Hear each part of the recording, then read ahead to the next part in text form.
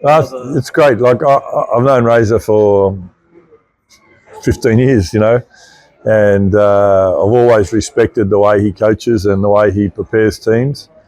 And I really like the way he addresses and tells the stories around what he does. And I've really appreciated all my time meeting him. And I got to work with him when he was the under-20s coach, and I enjoyed that as well.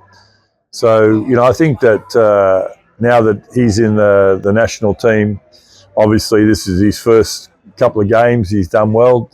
They beat England, and he'll just want to continue on his winning ways. I'm looking forward to going in against him, obviously, but it's our teams rather than us.